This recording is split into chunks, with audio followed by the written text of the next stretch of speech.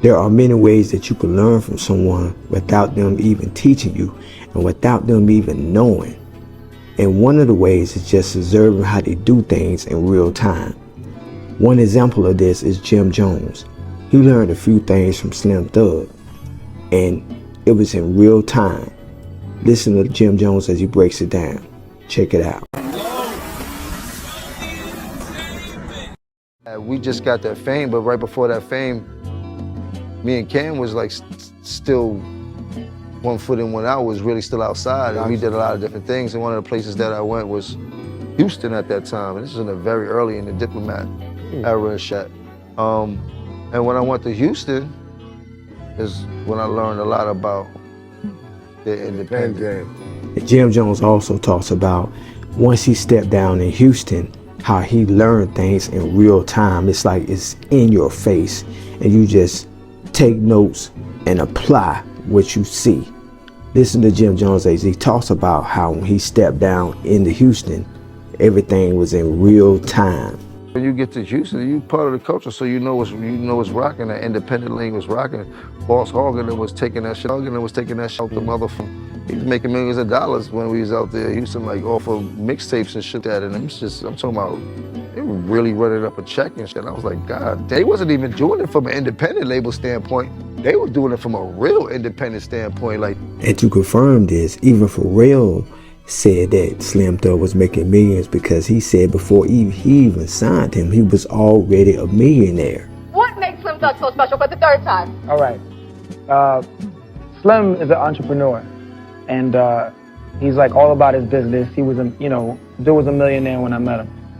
Slim Thug, you were a millionaire first. Yeah. Already platinum.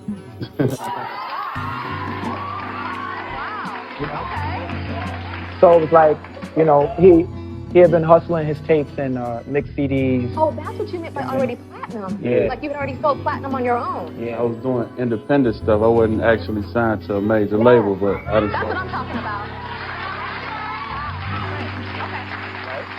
So, what makes our arrangement so incredible is that he still owns his stuff. You know what I mean? He's not one of those guys that depends on what everybody else depends on. Like, it's his business. And he's still doing well. If you look up Slim Thug right now, he's still doing well. He did a thing, it's like a month ago, and he was like, every day he was showing a different car that he had. They're all black. He was just showing all of his cars. And he's not just like car rich. Like, Slim puts a lot of money away. He's been doing that since before I knew him. Yeah. So if you see all those cars and you know that like he's doing his thing, it's amazing. They was printing up their own shit, getting to the bag, and had all the old little relationships with the different record stores and all that shit time. But coming back and then be like, yo, we the Diplomats. We already got this deal with Def Jam. I'm like, we can go anywhere, Cam. As long as Diplomats is on that shit, they gonna buy it. He was like, you right. You want to do the deal with the independent label?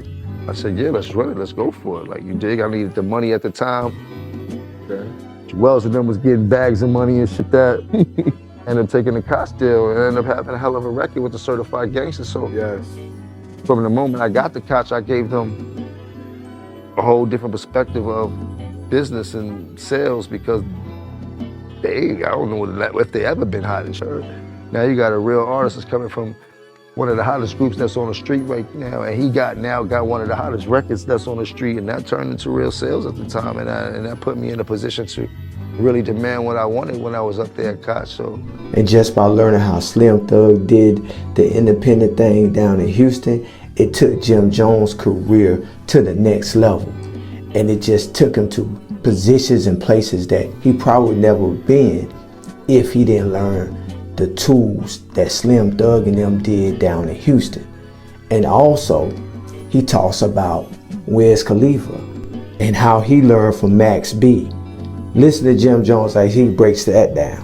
A lot of these artists right now that are singing and being very melodic, a lot of that came from that boy's whole catalog, from the waviness and the influence. Wiz Khalifa tell you right now that he studied his music word for word and took a lot of his wave and put it on. So it's like, you know what I mean? When music catches me, I'm really dig deep. You know, I go into it. Don't matter who it is. So him being that he was a new artist or a newer artist at that time, it really inspired me. It was like, this is a new guy with new sound, and I'm rocking with him. I was gonna support him to the end. And there you have it. That's a classic case of learning from someone that has been somewhere where you want to be. As in the case of Jim Jones, the independent route, having success as an independent, he learned that from Slim Thug.